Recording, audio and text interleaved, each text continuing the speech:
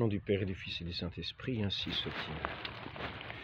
Bon, donc tout récemment, parce que c'est sorti tout récemment, j'ai assisté à un entretien, pas un entretien, c'est même pas un débat, c'est un montage vidéo de sédévacantistes qui ont une telle position de sédévacantisme contre d'autres sédévacantistes, en particulier ce que disait l'abbé du Tertre au sujet d'une thèse qui s'appelle Cassisiacum,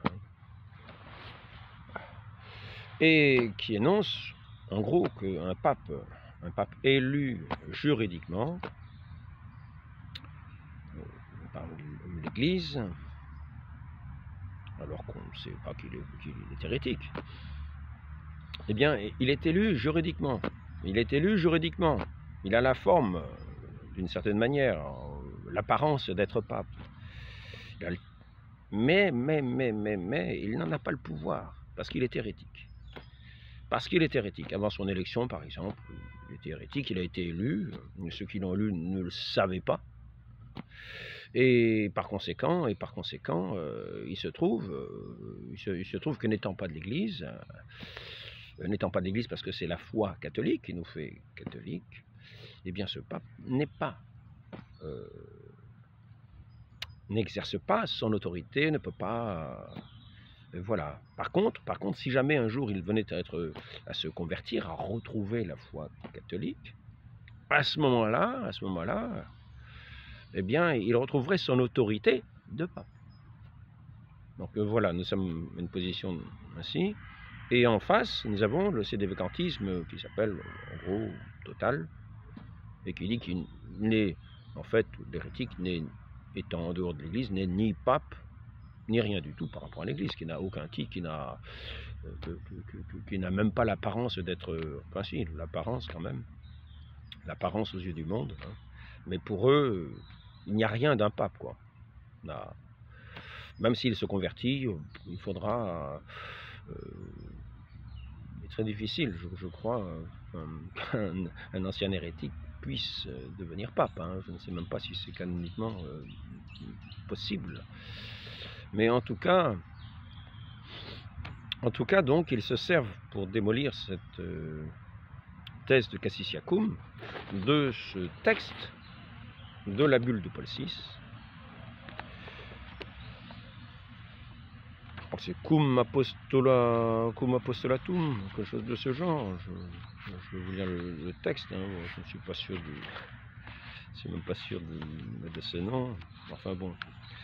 Donc, je voudrais montrer comment l'interprétation, la lecture ou l'application de ce texte, qui en est faite par ce sédévacantisme total,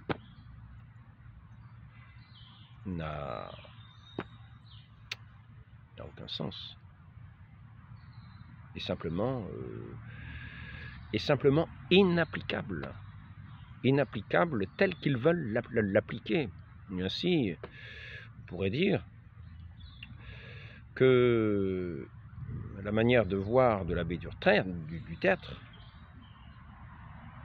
qui parle d'une élection juridique et qui garde ce caractère-là, un certain caractère canonique, même si du fait de l'hérésie, il perd toute autorité, etc.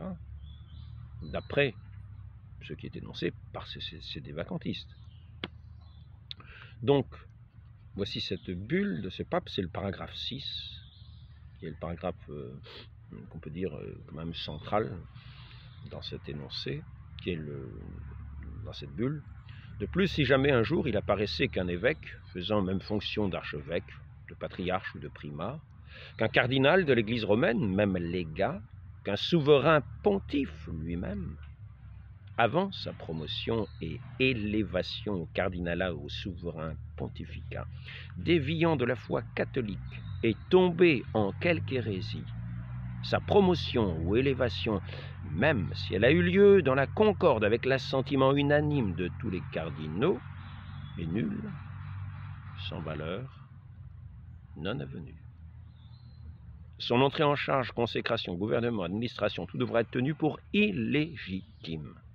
S'il s'agit du souverain pontife, on ne pourra prétendre que son intronisation, adoration, agenouillement devant lui, l'obéissance à lui jurée, le cours d'une durée, quelle qu'elle soit, de son règne, que tout cela a convalidé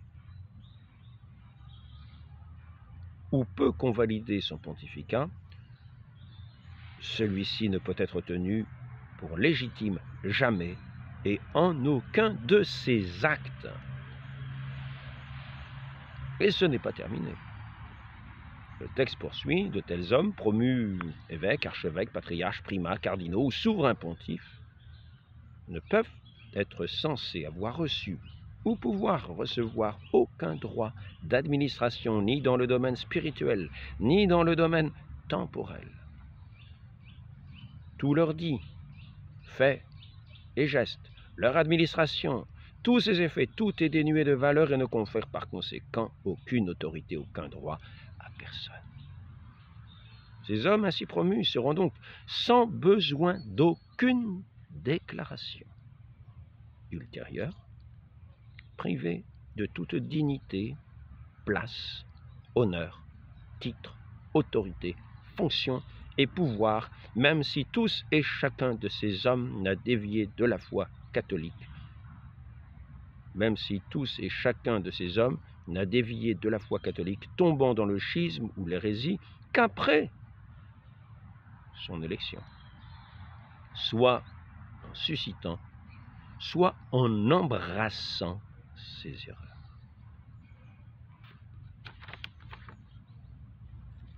Je lirai la suite un petit peu après pour voir les conséquences gravissimes.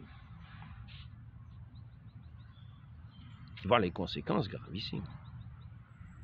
Car prenons le texte pour ce qu'il dit. Non pas comme il nous arrange de l'entendre. Prenons le texte pour ce qu'il dit. Donc, il y a deux passages très importants.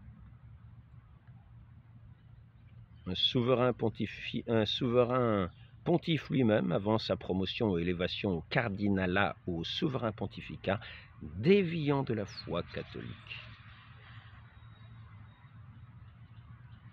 Le deuxième passage, le suivant, ces hommes ainsi promus seront donc sans besoin d'aucune déclaration ultérieure.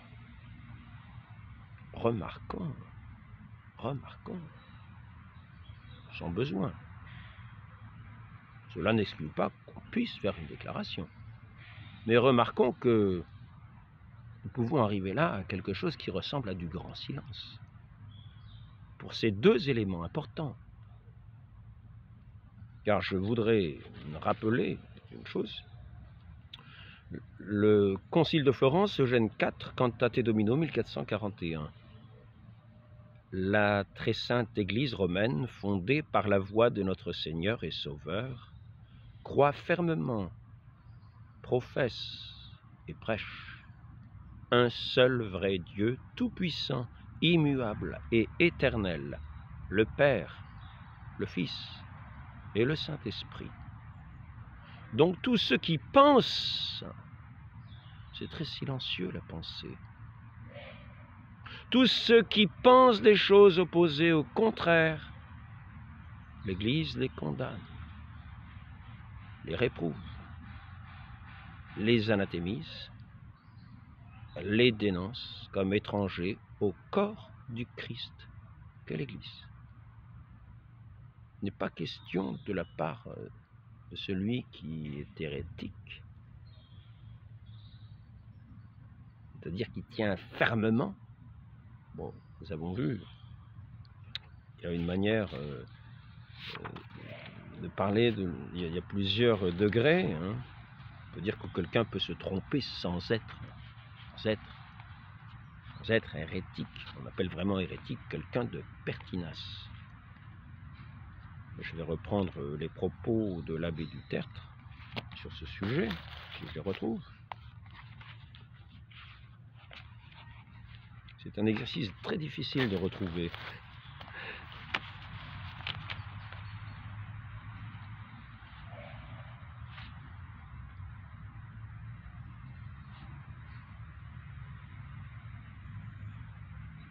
Voilà, ici il dit les hérétiques simples Il parle d'hérétiques simples, non pertinaces, même pertinaces aussi. Qui n'a pas reçu, après ça il dit même pertinace, qui n'a pas reçu de sanction de l'Église. Bon, voilà, ben ça on n'en est pas là. Donc c'est juste pour parler simplement d'hérétiques simples, même non pertinaces. Hein, on les appelle même, on les appelle hérétiques simples. Et là, même en parlant d'hérétiques bien enfoncés, bien décidés, bien attachés à son hérésie, que rien ne pourra faire changer d'avis, vraiment en connaissance de cause. Il le sait. Par exemple, très bien, comme nous venons de le voir, nier la très sainte Trinité. La très sainte Église romaine, fondée par la voix de notre Seigneur et Sauveur, croit fermement et professe et prêche un seul vrai Dieu tout-puissant, immuable et éternel, le Père, le Fils et le Saint-Esprit. Donc tous ceux qui pensent, pensent. Et je tiens à souligner ce mot, pense. Tous ceux qui pensent, la pensée ne fait pas forcément de bruit. Quand elle s'exprime par la parole, effectivement, nous entendons quelque chose. Mais la pensée peut demeurer silencieuse sans utiliser la parole ni l'écrit. Le cœur peut être attaché à l'hérésie. La pensée peut être attachée à l'hérésie. Et de façon très convaincue, ne pas avoir intérieurement la foi catholique.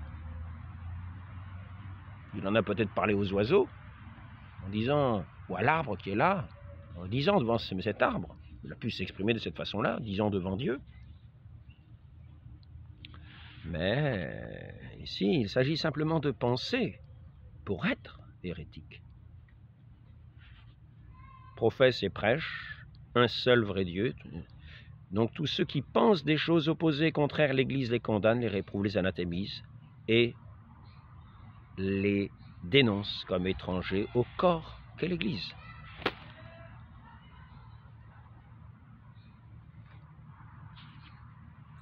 Donc nous en arrivons à un pape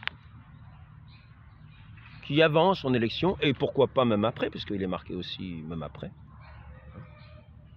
Ces hommes ainsi promus seront donc, sans aucun besoin de déclaration ultérieure, privés de toute dignité, place, honneur, même si tous et chacun de ces hommes n'a dévié de la foi catholique, tombant dans le schisme, tous et chacun, c'est donc le pape avec, hein, tombant dans le schisme ou l'hérésie qu'après son élection, soit en suscitant, soit en embrassant.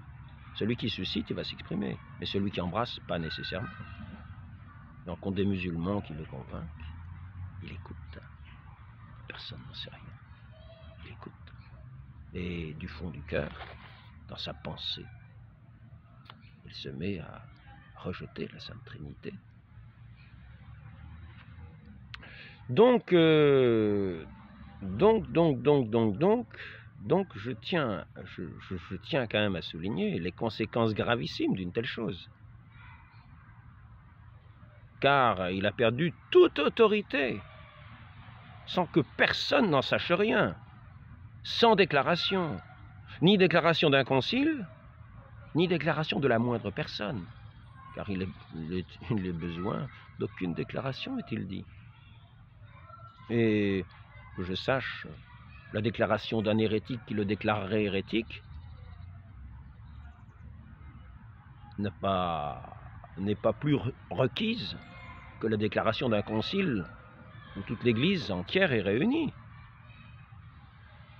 et qui assemble ce qu'on appelle le collège des évêques, successeur du collège des apôtres, qui s'appelle tout simplement le magistère vivant de l'Église.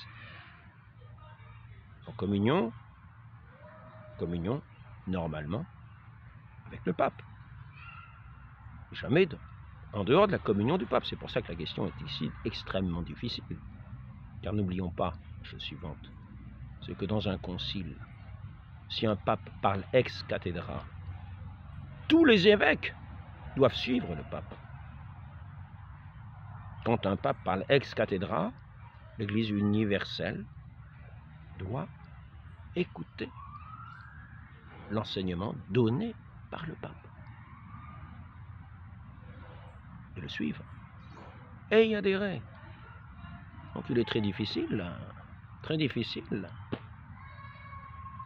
de vouloir, quand bien même certains évêques penseraient peut-être au fond d'eux-mêmes qu'il y a erreur, ils seraient obligés d'en venir à adhérer, à acquiescer, et du fond du cœur, sous peine d'être schismatique.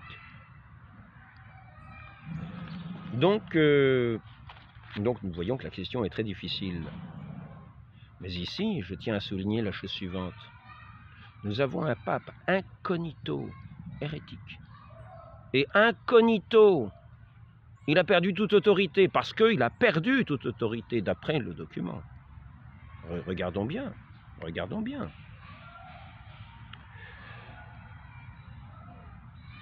Un souverain pontife lui-même, avant sa promotion ou élévation au cardinalat, au souverain pontificat, déviant de la foi catholique, est tombé en quelque hérésie. Sa promotion est tombée en quelque hérésie, c'est-à-dire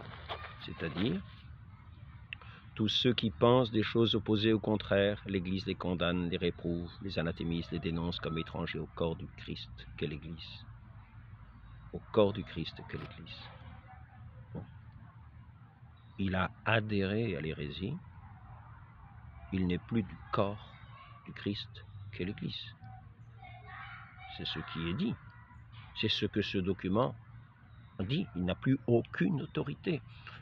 Donc ici, on va dire, même si elle a lieu dans la concorde avec l'assentiment unanime de tous les cardinaux, son élection, sa promotion, etc., son élévation, est nulle, sans valeur, non avenue. Et personne n'en sait rien. Personne n'en sait rien. C'est très mystérieux, avouons, très mystérieux. Et de plus, sans besoin d'aucune déclaration, est-il dit. C'est-à-dire qu'il n'y a pas besoin de déclaration pour qu'il ait perdu tous ses pouvoirs, que tous les actes qu'il posera sont nuls et non avenus. Donc, quand nous voyons une telle bulle du pape, faisons bien attention, car des docteurs ont parlé à la suite de cet enseignement, dans cette bulle de Paul IV. Des docteurs comme saint François de Sales. Tous les théologiens ont parlé après lui et ont donné des enseignements au sujet du pape hérétique. Donc, voyons les conséquences d'un pape incognito hérétique. Mais voyons si la chose est raisonnable. Voyons si la chose est raisonnable. Car une déclaration ne se fait pas simplement par un hérétique ici choisi qui se dit « moi j'ai la foi catholique ». Donc le pape a perdu toute sa juridiction. Il n'y a pas besoin de lui, il n'y a pas besoin de déclaration. Il n'y a pas besoin de déclaration. Par contre, ce n'est pas au premier venu de déclarer qu'un pape est hérétique et ce n'est pas lui qui va lui faire perdre sa juridiction. Comprenons-le bien. Une autre chose, on peut très bien énoncer une hérésie sans être hérétique. Parce que nous voyons bien ici que l'hérétique, c'est celui qui pense, qui en est convaincu intérieurement. Donc, il peut y avoir des maladresses, des écarts de langage, il peut y avoir des mauvaises expressions, il peut y avoir tout un embrouillamini dans lequel on s'est engagé, mais qu'on regrette. Donc, la pertinacité n'est pas forcément jointe à ces erreurs. Et par conséquent, personne qui agit ainsi n'est pas hérétique, quoi qu'elle ait pu dire de sa bouche comme bêtise. Mais nous avons quand même un enseignement quand le pape parle au nom de l'Église, comme pasteur, toute l'Église, il y a cette infaillibilité garantie. D'autres docteurs de l'Église nous diront que quand il parle en tant que docteur privé, c'est-à-dire quand il s'exprime en tant que lui-même, non pas en tant que pape, mais en tant que, tiens, j'aurais tendance à... Et il s'exprime de cette manière-là, Quand un pape donne un enseignement ou fait écrire une encyclique, il s'adresse à l'Église. Donc, quant aux personnes assujetties, voyons les conséquences maintenant. Quant aux personnes assujetties au pontife, aussi bien clercs séculiers, réguliers que laïcs, cardinaux y compris, qui auraient participé à l'élection du pontife romain, déjà hors de la foi catholique, sont incognito, sans même besoin de déclaration. Incognito, personne n'en sait rien. Il a cette pensée en lui, et cette conviction intime et forte, inébranlable. Par exemple, que la Sainte Trinité est un mensonge. Donc, quant aux personnes assujetties, aussi bien clercs séculiers que réguliers, que laïcs, cardinaux, y compris, qui auraient participé à l'élection du pontife romain, déjà hors de la foi catholique, par hérésie ou schisme, qui auraient participé à l'élection du pontife romain déjà hors de la foi catholique, par l'hérésie ou le schisme serait visible, ce serait exprimé, ce serait dit non. Bon, là on peut penser que c'est pas tellement le pape qui fait le schisme, enfin bon, sauf par la... Enfin bon, ou qui y consentirait de quelque autre manière. Il lui aurait promis obéissance, hein. Donc ceux qui seraient assujettis au pontife, qui seraient hérétiques incognito, il lui aurait promis obéissance, qui se seraient agenouillés devant lui, même quiconque se lierait de telles personnes par hommage, serment, caution, au lieu de renoncer en tout temps à leur obéir, les servir impunément et les éviter comme des magiciens, des païens, des publicains hérésiarques, toutes ces personnes assujetties, si elles prétendent néanmoins rester attachées, fidèles et obéissantes, toutes ces personnes sont soumises au châtiment des censures et des peines qui frappent les gens qui déchirent la tunique du Seigneur. Voilà les conséquences. Donc incognito, quelqu'un n'est plus de l'Église, donc toute juridiction c'est terminé, donc tout droit à lui obéir c'est terminé, sous peine d'être soumise, châtiment, censure. Quelle censure? Non, disons le châtiment. Il frappe les gens, parce que la censure, ce serait pour une manière légale de procéder, une manière juridique de procéder, où l'Église serait bien établie, où les choses seraient faites par déclaration. Parce que les censures, ce sont déjà des déclarations, donc nous voyons déjà qu'il y aurait un début de déclaration dans ce cas-là. Donc maintenant, je tiens à rappeler une chose, c'est la juridiction de fait et la juridiction de droit. Juridiction de fait et juridiction de droit. Donc des docteurs de l'Église ont écrit à ce sujet. Je voudrais quand même... j'espère quand même avoir montré le côté insensé de cette chose. Le côté insensé de cette manière de percevoir, de penser que incognito, la chose est possible d'après le texte. D'après cette bulle, la chose est possible. C'est-à-dire que intérieurement, ce pape n'est plus catholique. Il n'est plus catholique, intérieurement et extérieurement. On n'est pas catholique de l'extérieur et catholique de l'intérieur. Non. On peut faire semblant, extérieurement, d'être catholique. On garde les apparences, mais on n'est plus catholique, on n'est plus de l'Église. On peut faire semblant d'être de l'Église, mais on n'y est plus. Donc ici, dans cette bulle, faisons bien attention. Faisons bien attention. Car tous ceux qui obéissent au pape, qui est hérétique incognito, sont eux-mêmes dans le châtiment de ceux qui déchirent la tunique du Seigneur. C'est tout à fait extraordinaire. Parce que normalement, il faut savoir, tant que l'hérésie n'a pas été exprimée clairement, en disant par exemple, je ne crois pas en la très sainte Trinité, non, ou je ne crois pas en Dieu, par exemple, et avec pertinacité, à ce moment-là, on remarquera vite, la bévue. Et comment dire,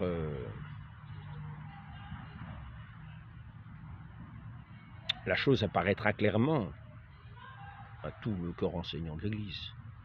Donc il soit besoin d'être très perspicace pour ceux qui sont les juges de la foi, c'est-à-dire ce magistère vivant de l'Église,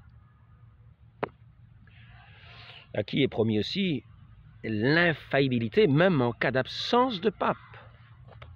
Je le rappelle, je l'ai déjà rappelé maintes reprises, car même en cas d'absence de pape, le pouvoir de magistère et de juridiction ne parvient aux évêques que par le pontife romain. L'Église enseigne qu'elle doit toujours avoir des évêques possédant le pouvoir de magistère. Ah, c'est pas ça le texte que je cherchais, comme d'habitude.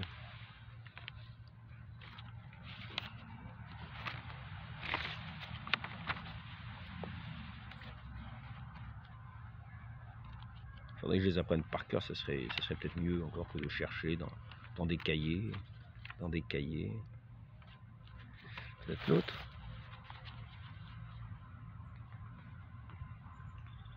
L'Église peut-elle manquer de force et d'efficacité quand le Christ lui-même lui prête son assistance continuelle? Mais je montrerai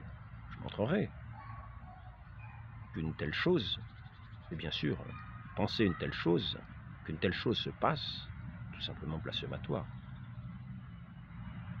Et toute l'Église est chutée ainsi,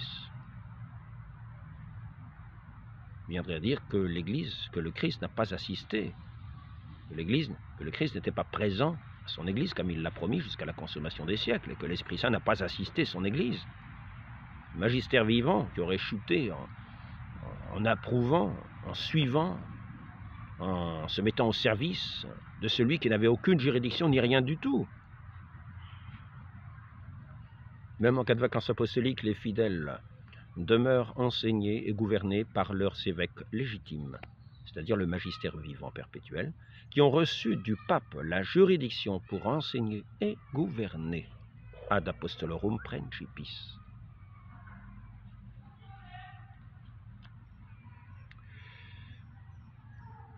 Jésus-Christ a institué dans l'Église un magistère vivant authentique et de plus perpétuel qu'il a investi de sa propre autorité, et qu'il a investi de sa propre autorité revêtu de l'esprit de vérité, que les enseignements doctrinaux de ce magistère fussent reçus comme les siens propres.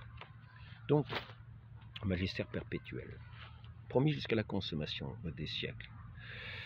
Je voudrais quand même montrer simplement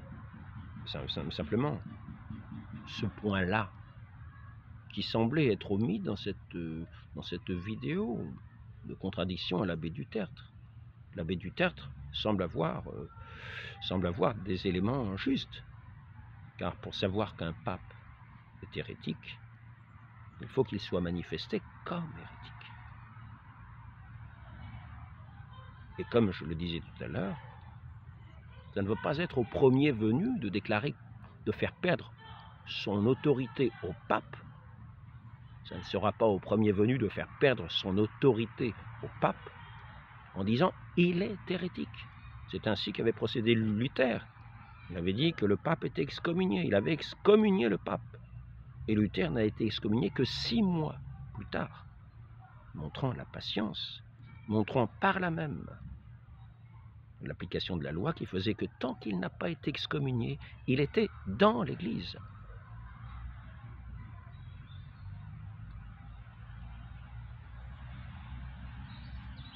Il agissait comme prêtre dans l'Église.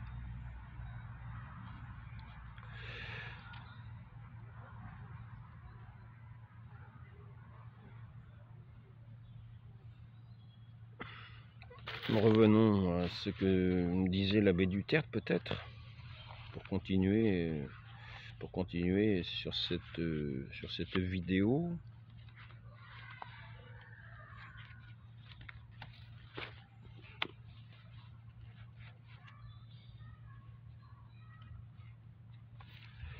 Il nous faut donc que l'hérésie, que l'hérétique soit rendue manifeste par un corps qui est autorisé cela, c'est-à-dire un corps qui a l'infaillibilité, c'est-à-dire le magistère vivant qui est le corps enseignant. Car si quelqu'un qui n'a aucune infaillibilité déclare un pape hérétique, la chose n'a aucun sens.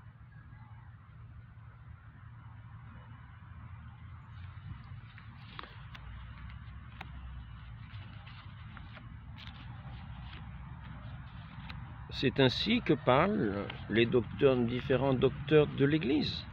Je vais en arriver maintenant. Donc au Moyen-Âge, c'est ce que disait le père du théâtre au Moyen-Âge, certains disaient qu'il faut attendre l'intervention de l'Église pour qu'ils perdent la papauté. Et après le Moyen-Âge, la même chose. D'autres disaient il perd la papauté tout de suite, en rajoutant que s'il revenait de l'hérésie après correction, une fois reçu les monitions, s'il venait à se corriger, il garderait la papauté. La chose est très juste. C'est ce que nous dit il me semble que c'est peut-être la lettre à Timothée. C'est peut-être la lettre à Timothée. Après une et deux corrections, après une et deux corrections, eh bien, si l'hérétique est persistant, on ne le salue plus. Mais jusque-là, on reste en lien avec lui. Comme à Luther, on a laissé 6 mois pour revenir de son erreur, avant qu'il soit excommunié.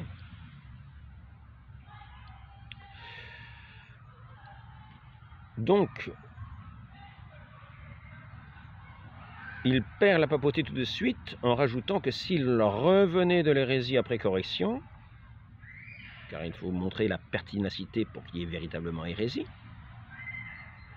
Donc il ne s'agit pas de faire simplement des déclarations, de dire des choses, non, il faut que la pertinacité soit démontrée, et soit entêtée dans cette pertinacité, avant qu'on ne lui donne plus obéissance.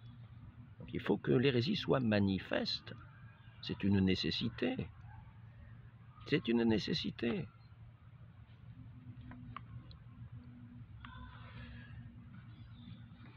Une fois reçu les monitions, s'il venait à se corriger, il garderait la papauté. Il garderait la papauté. Ce sont des principes canoniques, traditionnels, depuis toujours développés, noir sur blanc, au Moyen-Âge. C'est ainsi qu'il n'est pas pape, mais garde l'apparence d'être pape. Alors ici, on peut en venir à ce que disent les théologiens. J'en reviens à ce que dit Billuart à ce sujet-là. Selon l'opinion plus commune, le Christ, par une providence particulière pour le bien commun et la tranquillité de l'Église, continue de donner juridiction à un pontife, même manifestement hérétique, jusqu'à ce qu'il soit déclaré manifeste, jusqu'à ce qu'il soit déclaré hérétique manifeste par l'Église. Billuart, De Fide, car n'oublions pas, il y a un corps enseignant d'Église. Mais le corps enseignant, quand celui qui tombe dans l'hérésie, et le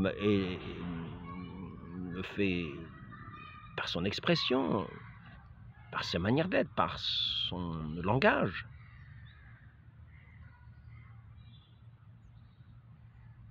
Par son langage, si le pape qui doit être suivi tombait dans une hérésie vraiment,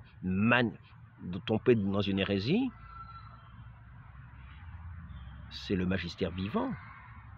Le magistère vivant qui déclarerait hérétique manifeste et ferait connaître à l'Église que celui qui est souverain pontife n'est pas pape.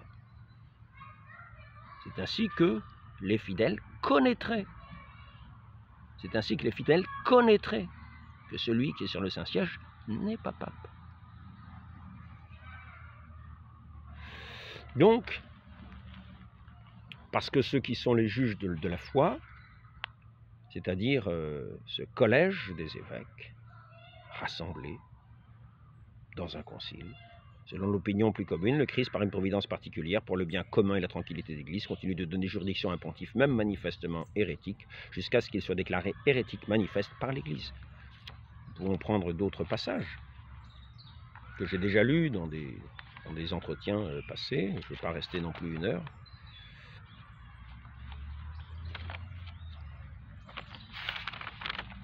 C'est parce que dans le cas d'hérésie et non pas dans les autres cas, il perd son pontificat par le fait même de son hérésie. Comment pourrait-il demeurer tête de l'Église celui qui n'en est plus membre?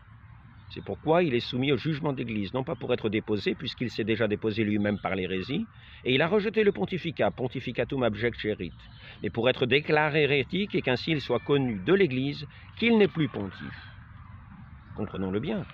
C'est par cette déclaration, par cette manifestation à l'Église, que l'Église connaît qu'il est hérétique, et qu'à ce moment-là, on n'a plus le devoir d'obéissance, qu'il perd toute autorité. Donc, c'est déjà déposé lui-même par l'hérésie, il a rejeté le pontificat, mais pour être déclaré hérétique et qu'ainsi il soit connu de l'Église, qu'il n'est plus pontife. Avant cette déclaration, il n'est pas permis de lui dénier l'obéissance, car il garde juste là juridiction, non pas de droit, comme s'il était encore pontife, mais de fait, Dieu le voulant, et en disposant ainsi pour le bien commun de l'Église, tant que le magistère, le corps enseignant de l'Église, n'a pas à déclarer que le pape est hérétique. Nous n'avons aucune raison de le soupçonner même hérétique. Et nous lui devons obéissance. Maintenant, je tiens à revenir à des déclarations que j'avais lues récemment de certains papes.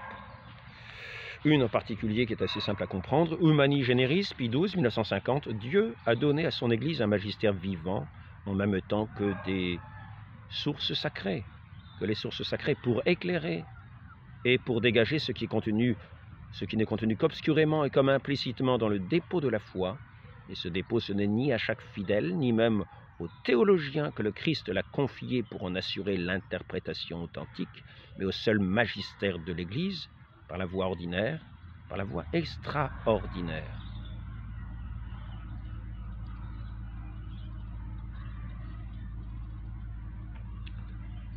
Dès que l'autorité légitime a fait une prescription positive qu'il ne soit permis à personne de s'y soustraire, sous prétexte que cela lui déplaît et que chacun s'y soumette de sa manière de voir à l'autorité du supérieur et lui obéisse par devoir de conscience.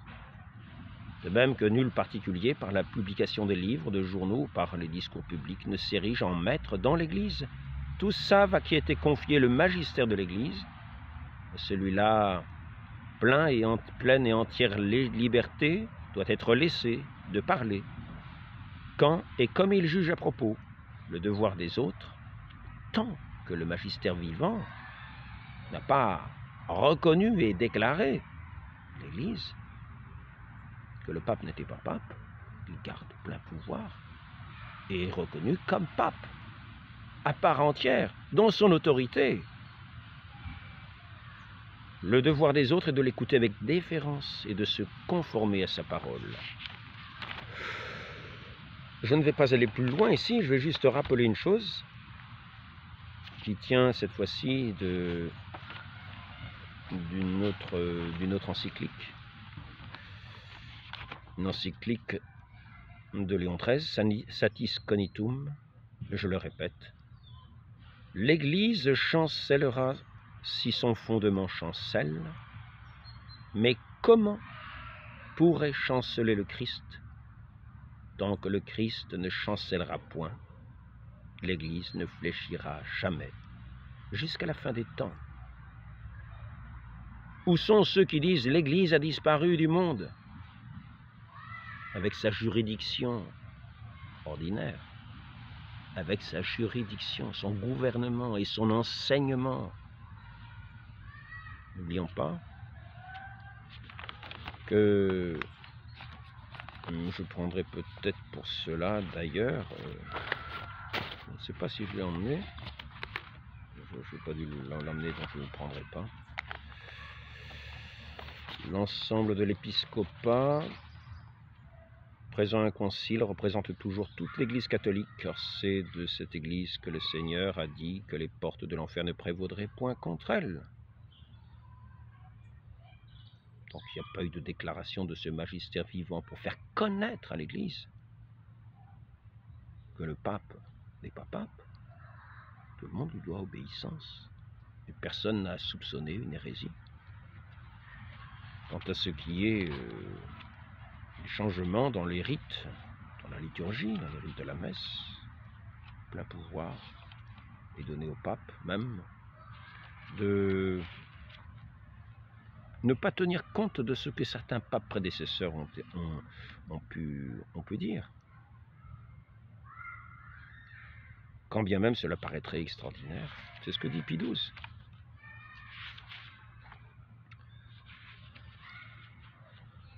J'en ai déjà fait mention dans certains entretiens. Il peut être un grand professeur. La juridiction ne parvient aux évêques que par l'intermédiaire du pontife romain. Le pouvoir de juridiction qui est conféré directement au souverain pontife par le droit divin. Par le droit divin.